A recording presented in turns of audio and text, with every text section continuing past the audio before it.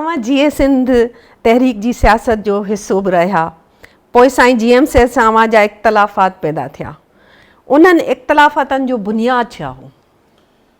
ॾिसो, पहिरीं त जॾहिं माण्हू जी तालीम बि महदूदु हूंदी आहे न, सम्झ सोच जो दाइरो महदूदु हूंदो आहे, त इख़्तिलाफ़ बि महदूदु हुआ। असांजा सिंपल इख़्तिलाफ़ इहे आहे त असीं उन ज़माने में कटर देशी ऐं इनकलाबी हुआसीं। असांजो हर सूरत में सिंध आज़ादु थिए, ठीकु आहे न। असीं साईं GM वटि वियासीं हिकु दफ़े, इलाही इजलास हो भरियल माण्हुनि जो। मूं चयो साईं ही जहिड़े तरीक़े सां जीअं सिंध तहरीक जो ही आऊं ॾिसां पियो जोड़ जक, इहा मूंखे इनकलाबी नथी लॻे, या सिंध में का तब्दीली कान आणींदी। इन जे करे मां ॾिसां पियो त हिकिड़ा जेके क्रिमिनल माण्हू आहिनि, चोरियूं फुरूं कनि था, उहे पार्टी में वेठा आहिनि तव्हांजी। हिकिड़ा माण्हू ॼातल सुञातल पघारदार आहिनि, उहे बि तव्हांजी जीअं सिंध तहरीक में वेठा आहिनि। असां जहिड़ा जेके क़ौमी कारकुन आहियूं, उहे बि असीं वेठा आहियूं क़ौमी तहरीक में। त आख़िर नतीजो छा थींदो? इन करे महिरबानी करे तव्हां असांजा शफ़ीक पीउ न बणिजो। तव्हीं जीअं सिंध तहरीक जे अंदरि शफ़ीक पीउ बणिजी वेठा आहियो। असांखे शफ़ीक पीउ नथो खपे, असांखे इनकलाबी लीडर थो खपे। इन करे महिरबानी करे तव्हां उहो किरदारु अदा कयो। साईं GM जीअं उनजी आदत हुई मज़ाक में, न बाबा असां कंहिंखे बि कोन कढंदासीं, बसि वेठा हुजनि, ज़िंदाबाद वेठा हुजो। अच्छा, GS जसाफ में रहंदे अवां स्टडी सर्कल ऐं जेको हा बिल्कुलु, ऐं अंडरग्राउंड जी नाले सां अलॻि ग्रुप बि ठाहियो, त उन जा बुनियादी सबब कहिड़ा हुआ ऐं अवां सां गॾु कहिड़ा जेके अहम अॻुवाण हुआ शामिल हुआ हिन में? ॾिसो, इब्तिदाई ज़माने में इहो जेको पॉपुलर ट्रेंड हो, मूं उन ज़माने में हिकिड़ो बुकलेट लिखियो हो, जीअं सिंध तहरीक मुंहिंजी नज़र में, जंहिं तां पोइ आउं इलाही मुतनाज़ा थियसि। मूंखां सभु जीअं सिंध जा वॾा वॾा लीडर उहे मूं ते हमला करणु शुरू कयो। मूं चयो जीअं सिंध में टे रुझान आहिनि: क़दामत पसंदि रुझान, कंज़र्वेटिव रुजत पसंदि, लिबरल ऐं तरक़ी पसंदि। रुजत पसंदि में मूं डॉक्टर हमीदा खोड़ो ऐं गुल मोहम्मद वारनि खे ॼाणायो। लिबरल में मूं आरीसर वारनि खे, इन जीअं सिंध मां जे दोस्तनि खे ॼाणायो। तरक़ी पसंदि में असां पंहिंजो पाण खे ॼाणायो त असीं आहियूं तरक़ी पसंदि, ऐं असीं हक़ीक़ी रिवोल्यूशनरी इनकलाबी माण्हू आहियूं, जेको इनकलाबी तरीक़े सां शयुनि खे छेद करियूं था साइंसी तरीक़े सां। त इब्तिदाई ज़माने में त अब्दुल वाहिद आरीसर वारा असांजा हामी हुआ। आरीसर साहिब जी मां जो चेयरमैन हूंदो, उनजी इहा पोज़ीशन हूंदी जो उनखे सिंध यूनिवर्सिटी में जलसे लाइ इजाज़त कान हूंदी। जीअं सिंध वारा कोन छॾींदा उनखे सिंध यूनिवर्सिटी में टंडे जाम में, त उहो अची जलसो करे सघे। त इन जे करे उन ज़माने शागिर्दनि जा जेके मक़बूल तरीन लीडर हुआ, मसलन हींअर जेके आहिनि, मसलन आसिफ बालादी अमेरिका में वेठो आहे, मनोहर लगारी साहिबु जेको सूफ़ीअ नाले सां मशहूरु आहे, साईं मुंहिंजा हींअर सुठो साफ़ी आहे जावेद लांगा, मजीद थईम, इहो मसूद लोहार ऐं शफ़ी बुरफ़त, इहे इन क़िस्म जा जेके बि अॼुकल्ह जा पॉपुलर सियासी फिगर्स आहिनि, इवन ज़ैन शाह, उहो बि असांजी पार्टी जो हिसो हो, असांजो वर्कर हो। त इलाही सारा वर्कर उन ज़माने में जेके असांजी ॻाल्हियुनि सां सहमत हुआ त सिंध जे अंदरि हक़ीक़ी सियासी तनज़ीमी इनकलाबी तनज़ीम हुजे जेका सिंध जे लाइ कमु करे, तमामु वॾो तइदादु असां सां गॾु पढ़ियल ॻिलो नौजवान जो। हिते तव्हां ज़िक्र कयो ज़ैन शाह जो, त ज़ैन शाह चवे थो त तव्हां पंहिंजे मक़सद तां हटी विया, इन में केतिरी उहा? हा, बिल्कुलु हटी वियासीं।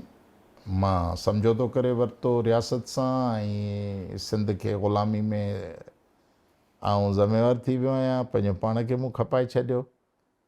जेकॾहिं मसलन साॻी तरह तव्हां ज़ैन शाह खां पुछो आहे न त कादिर मक्सी जंहिं सबबनि लाइ जदोजहद करे पियो, त तव्हां उनखां मुख़्तलिफ़ कहिड़ी जदोजहद पिया कयो?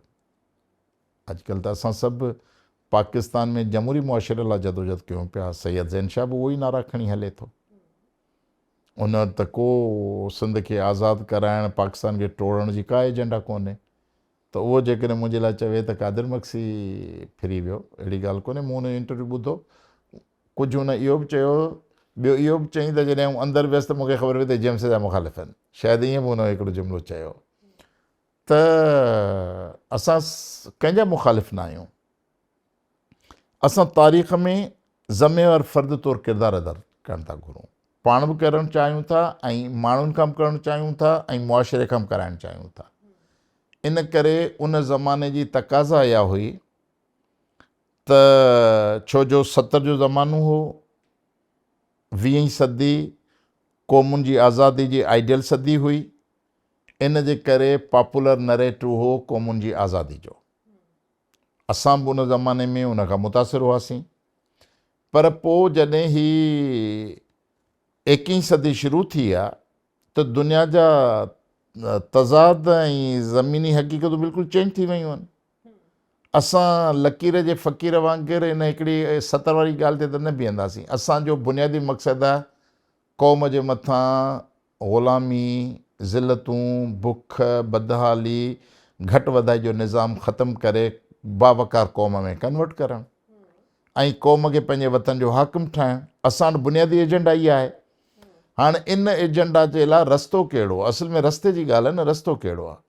असीं सम्झूं था त पहिरियों इब्तिदाई रस्तो इहो आहे त सिंध जे माण्हुनि खे कन्विंस करे, सिंध जे माण्हुनि जो एतमाद वठी पंहिंजो पाण सां बीहारणु। इन में वोट पॉलिटिक्स जेको बुनियादी अवलिन हिकिड़ो क़दम आहे। जेको माण्हू तव्हांखे वोट नथो ॾेई सघे उहो तव्हांखे जान कीअं ॾींदो? जेको जान ॾींदो उहो वोट बि ॾींदो, उहो सभु कुझु ॾींदो। त इन करे असां इहो पॉपुलर पॉलिटिक्स जो रस्तो वरितो आहे। जीअं मां जेल मां 94 में आज़ादु थियो आहियां, उन्हनि ॾींहंनि खां पोइ मां बिल्कुलु वाज़े कयो त हाणे सिंधु देश जी सियासत असांजी पार्टी जो मोटिव न आहे। असांजो मोटिव इहो आहे त सिंध खे जागीरदाराना ग़ुलामी खां आज़ादु करिणो आहे, वॾेराशाही जी ग़ुलामी खां आज़ादु करिणो आहे। ऐं असां GSN जो फैक्शन न आहियूं। जीअं अॻु में GSN तरक़ी पसंद पार्टी हुई त असां फैक्शन हुआसीं GSN जो, पोइ असां सिंध तरक़ी पसंद पार्टी नालो कयो त असां चयो हाणे असां इंडिपेंडेंट पार्टी आहियूं, असां GSN जो ग्रुप न आहियूं ऐं असांजो सिंधु देश मक़सदु कोन्हे। असां सिंध खे पंहिंजे नुक़्ते नज़र सां ॾिसूं था, उन जी निजात जो फ़लसफ़ो असां वटि पंहिंजो आहे। पोइ उन ॾींहं खां वठी कमु करियूं पिया ऐं अलाह जी महिरबानी सां अॼु तरक़ी पसंद पार्टी पंहिंजा बुनियाद रखे थी सिंध में मज़बूत क़िस्म जा। अच्छा, अव्हां सियासी ऐं तंज़ीमी तौर ते अब्दुल वाहिद आरी सर जे वेझो रहिया, पर पोइ अॻिते हली इख़्तिलाफ़ात बि थी विया न, त छा उन्हनि इख़्तिलाफ़नि जो वॾो जेको सबबु आहे उहो 30 सेप्टेम्बर वारो वाक़ियो आहे या इहो सॼो ॿिया बि सबब थी सघनि था? न, अब्दुल वाहिद आरी सर सुठो पढ़ियल गढ़ियल ऐं सुठो ओरेटर हो। असीं राति जो 2-2 बजे ताईं जलसा कंदा हुआसीं। राति जो 2 बजे ताईं 1:30 बजे हिन जो तक़ीर जो वारो ईंदो। 2-2 हज़ार माण्हू हिन जी तक़ीर ॿुधण लाइ इंतज़ारु कंदा हुआ त आरी सर साहिबु ॻाल्हाए। जीअं मूं चयो त सॼो GSN जो ग्रुप ऐं इवन साईं GM सैद हिन खे नापसंदि कंदो हो उन ज़माने में। जेको तव्हां ख़ालिक जूणे जे वारा ॿिया टिया जेके हमद सर आहिनि, तव्हां उनखां पुछी वठंदो। असां हिन खे पंहिंजे कुले ते खयोंसीं, सपोर्ट में खयोंसीं। टंडोजाम ज़रे यूनिवर्सिटी, सिंध यूनिवर्सिटी, सभिनी यूनिवर्सिटियुनि में असां हिन खे खणी वियासीं। असां जलसनि जूं सदारतूं करायूं ऐं असां हर तरह जी हिन जी मदद कंदा हुआसीं, हर तरह जी मदद कंदा हुआसीं। ऐं हिन बि असांखे मॉरल तमामु घणी सपोर्ट ॾिनी। हिन बि असांखे तमामु मॉरल सपोर्ट ॾिनी सियासी, जंहिंजे करे GSN माज़ जा जेके बि सर्किल हुआ उहे असांखे तमामु घणी सपोर्ट ॾींदा हुआ, असांजी मदद में हुआ। ऐं इन करे GSN जे अंदरि जेको पढ़ियल ॻढ़ियल सियासत जो जेको रुझान पैदा थियो न, उहो असांजी हिननि जी हमआहंगी वेझड़ाई जे करे पैदा थियो। पोइ आयो वक़्त जो कमु त असां चयो साईं हाणे कुझु कजे न भला सियासत जे लाइ, को सीरियस पेशरफ़्त कयो, को तहक़ीक़ी कमु करियो। साॻियूं ॻाल्हियूं अबुल कलाम आज़ाद, फ्रांस फैनन, आगा शोरश काश्मीरी, अताउल्लाह शाह बुखारी, इन्हनि जे डायलॉगनि ते क़ौमी तहरीक न हलंदी न भाउ।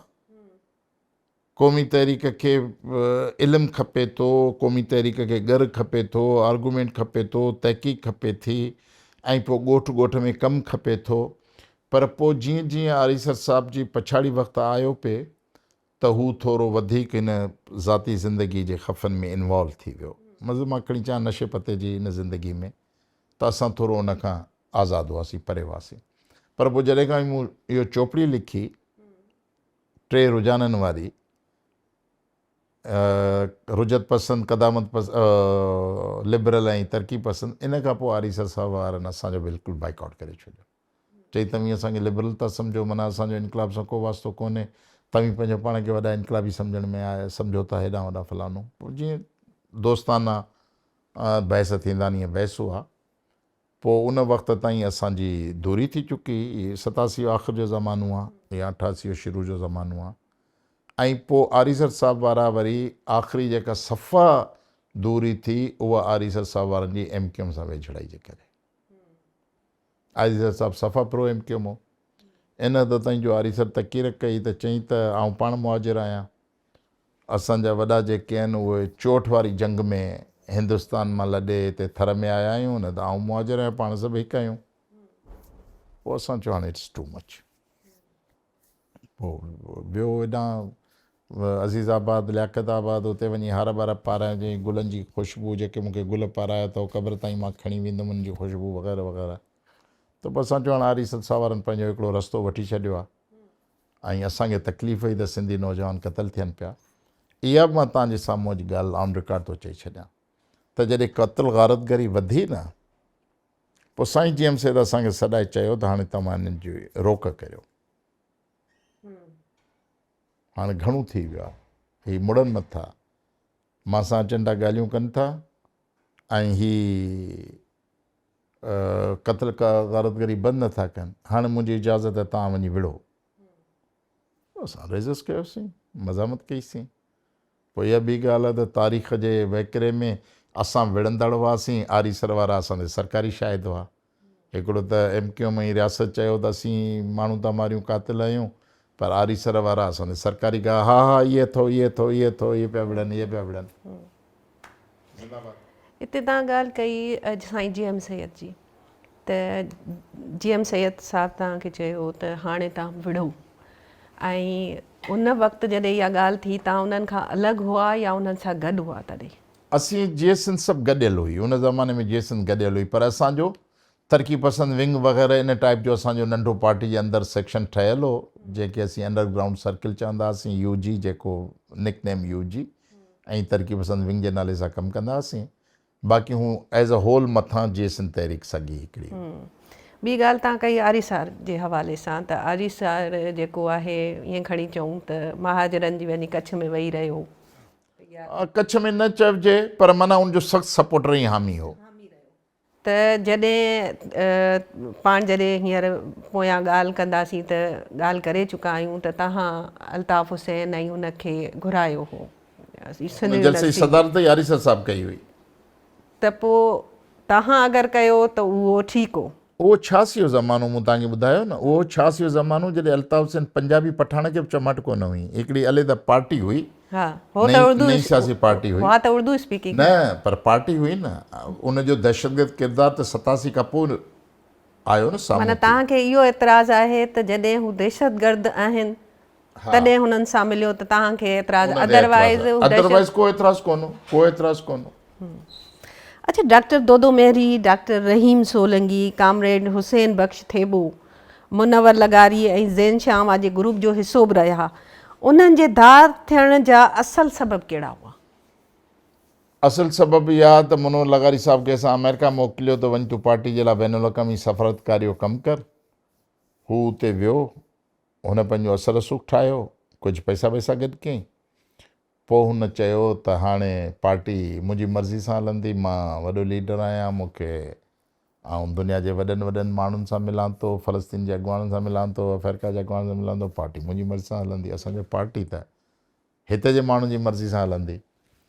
पोइ हुन इहा लॉबिंग कई पार्टी अंदरि, त हिननि सभिनी खे चयईं, उहो परदे पोयां हुन जो पस मंज़र इहो हो त MQM उन ज़माने में तमामु वॾो प्रेशर हो त MQM सां सभु पार्टियूं ठहनि पियूं, तव्हां बि ठहो। ऐं पोइ मुनवर लगारी हिननि खे शायदि आसरो ॾिनो त बाबा मां अमेरिका में वेठो आहियां, तव्हांखे पैसा मोकिलींदुमि पार्टी हलाइण लाइ। पार्टी त माण्हू 4 माण्हू गॾिजी ऐलान करे छॾींदा, हलंदी कीअं पार्टी, उन लाइ ख़र्च खफ़ा खपनि था। पोइ हुननि शायदि हुनखे इहो आसिरो ॾिनो इंतिज़ाम जो त मां तव्हांजे लाइ इंतिज़ाम करे छॾींदुमि सभु तव्हांजे माहवार ख़र्चनि जो तव्हांजी पघारुनि जो। पोइ समूरा दोस्तनि अलॻि हिकिड़ो को ग्रुप ठाहियो, मुख़्तलिफ़ 2-3 नालनि सां ग्रुप ठाहियूं। पोइ 4 महीना 6 महीना साल उन जूं पार्टियूं हलियूं ऐं पोइ पंहिंजे मंतकी अंजाम ते पहुतियूं। को काॾे वियो, को काॾे वियो, तितर बितर थी तरक़ी पसंद पार्टी ज़िंदा आहे, हले पई। उहे हर को पंहिंजे घर जा धणी थी विया। अच्छा, अवां साईं JM सैयद सां बि गॾु रहिया, मुलाक़ातूं बि तव्हां जूं रहंदियूं हुयूं, त JM सैयद खे तव्हां कीअं ॾिसो? हाणे ॾिसो, साईं JM सैयद मां तव्हांखे ॿुधायां न, पंहिंजी तबियत मिज़ाज में ॾाढो हिकिड़ो शरीफ़ माण्हू हो, सादा दिलि माण्हू हो। ऐं असां उन ज़माने में ॾिठो साईं खे, जॾहिं हू ज़ख़्मी थी चुको, हुनजो फ्रैक्चर थियो ॼंग जो, बसि बिस्तरे ते पियो हूंदो, हलंदो चलंदो त क्रचिस ते या सपोर्ट ते हलंदो हो। ऐं असीं सन वेंदासीं, सभु मुंहिंजा हमसर दोस्त गवाही ॾींदा त साईं कॾहिं बि कंहिं कारकुन सां सियासी कचहरी कोन कंदो, नेवर, कॾहिं बि न। हो कॾहिं हालतुनि ते कचहरी करे, जनरल ज़िया जी हुकूमत ते कचहरी करे, को PP जी मौक़े परस्ती ते कचहरी करे, कुझु बि न। ज़ाती नोए जूं कचहरियूं कंदो, मज़ेदार ॾाढियूं। कहिड़ो शहर, कहिड़ो माण्हू, पोइ हीउ माण्हू, पोइ हीउ MP, हुनजो अबो ॾाढो कीअं हो, हुनजो पीउ कीअं हो, हुन शादियूं घणियूं कयूं, ॿार घणा थिया, इन तरह जूं दिलि विंदराइण वारियूं कचहरियूं साईं JM सैयद कंदो रहंदो हो। मानी मिलंदी सन जी औताक ते हर वक़्तु, जेको माण्हू आधी वञे मांझी वञे, मुलाज़िम हुआ, मानी जो इंतिज़ाम हो, मानी मिलंदी कारकुननि खे। ऐं उहो कारकुन तमामु घणी मोहबत कंदा साईं सां, इन हद ताईं जो पेरनि हथनि ते चुमियूं ॾियण जे हद ताईं मोहबत कंदा हुआ। इहो हो ज़रूरु, बाक़ी सियासत साईं JM सैयद जी औताक ते न हूंदी। अच्छा, अवां इमरान ख़ान ऐं नवाज़ शरीफ़ सां सियासी इतिहाद रहियो, शख़्सी ऐं सियासी तौर ते अवां उन्हनि खे कीअं ॾिठो? ॾिसो, हाणे नवाज़ शरीफ़ जेको आहे न, नवाज़ शरीफ़ पंहिंजे रवैये में इंतिहाई बुर्दबार क़िस्म जो इंसानु आहे। बाक़ाइदा जीअं सियासी लीडर थींदा आहिनि, ईअं आहे। ऐं बाक़ी हू पंहिंजे पंजाब जे हवाले सां इंतिहाई कट्टर पंजाबी आहे।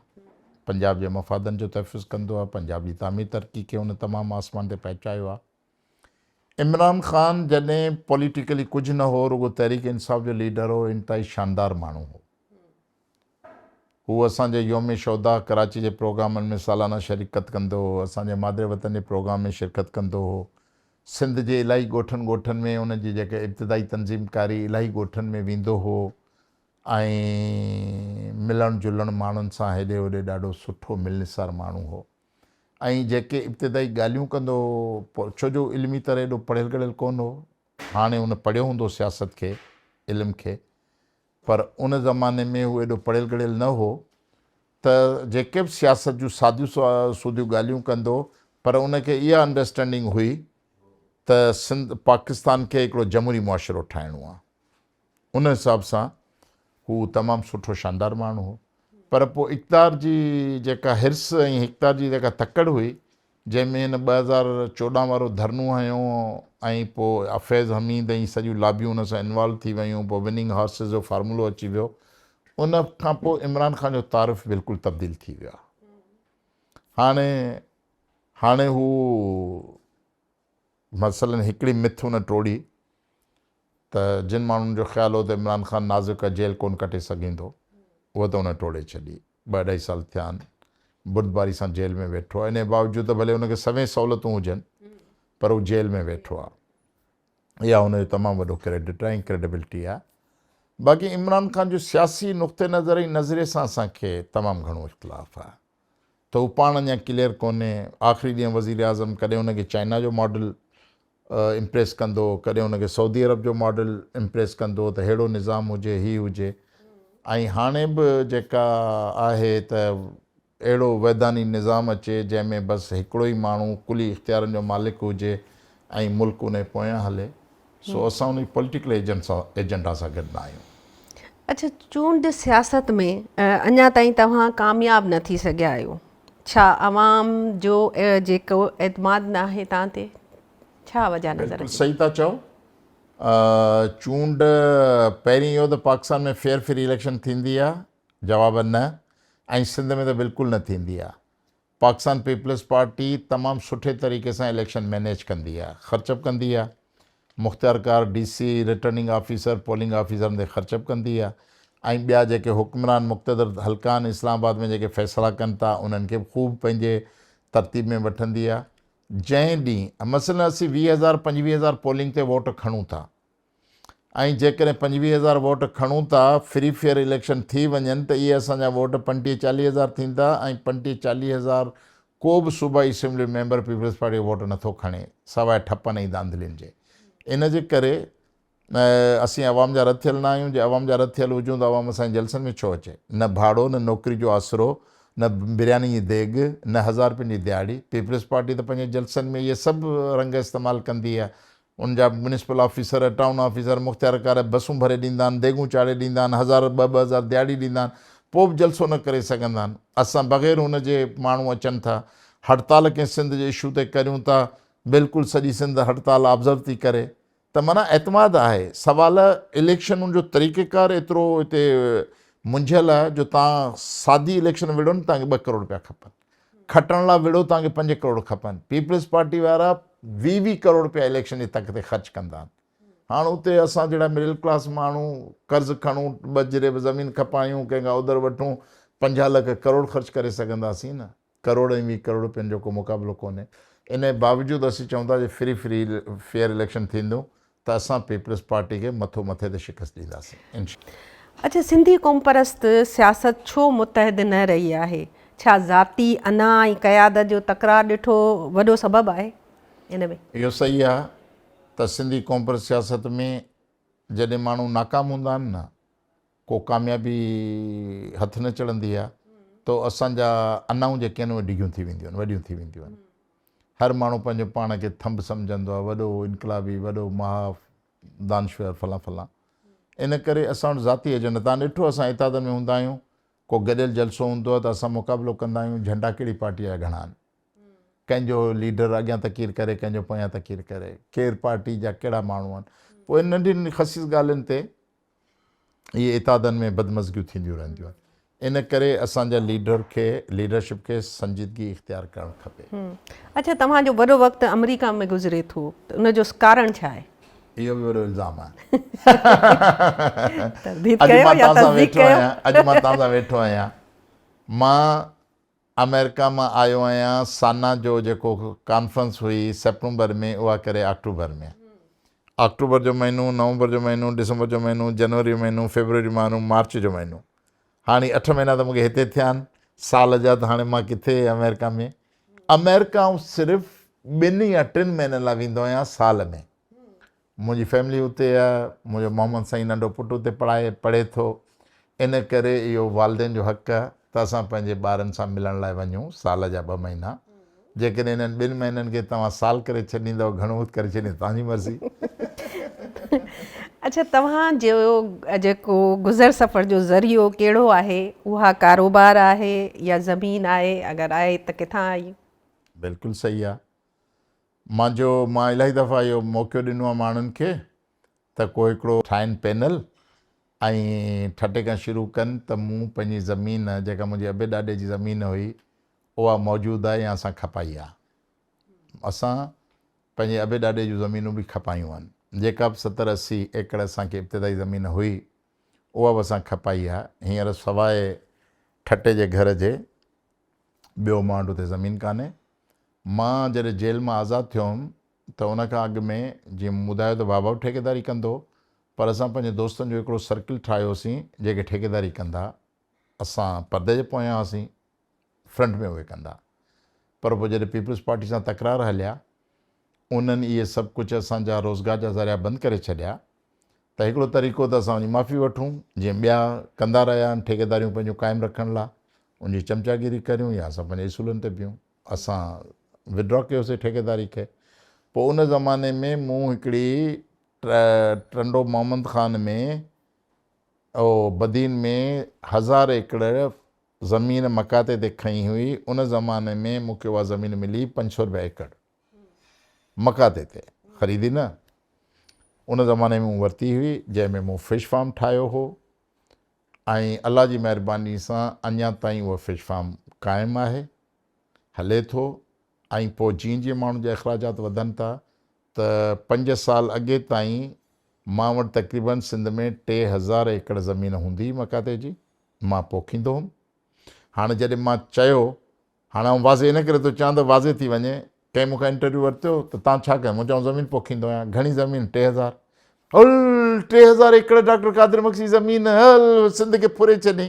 अड़े बाबा बदबख़्त, पूरो जुमिलो त पुछ त इहा ज़मीन मुंहिंजी ज़ाती आहे या मकाते जी आहे, लीज़ जी आहे।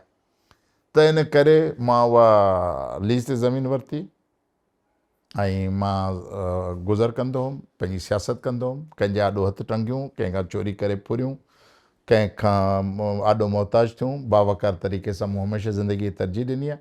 हाणे 5 सालनि खां वठी जॾहिं मूंखे बीमारी आई आहे त मां आस्ते आस्ते ज़मीनूं सरेंडर कंदो वियो आहियां। सिर्फ़ु फिश फार्म मूं वटि आहे जेको मुंहिंजा भाइर संभालिनि था ऐं मां घर में वेठो आहियां।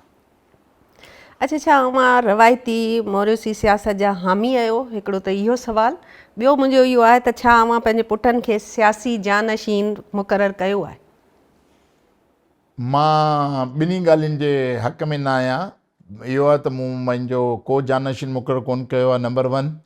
नंबर 2 इहो आहे त जेकॾहिं मुंहिंजे ख़ानदान में, मुंहिंजी ख़्वाहिश आहे त मुंहिंजो ख़ानदान मुंहिंजी सियासत में गॾु हुजे मूंसां, मुंहिंजी फैमिली गॾु आहे, असांजूं औरतूं, मुंहिंजी घरवारी हर एहतिजाज में कराची खां वठी हैदराबाद ताईं रोड ते मूंसां गॾु हूंदी आहे।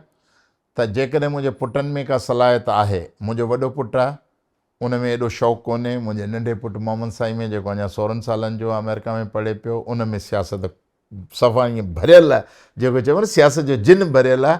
उन में बाक़ाइदे सियासी गुण आहिनि ऐं उनखे शौक़ु, दिलचस्पी ॾेखारे थो। जेकॾहिं सुभाणे हू अची ऐं सियासत कंदो त मां उनखे मना न कंदुमि त तूं न कर सियासत।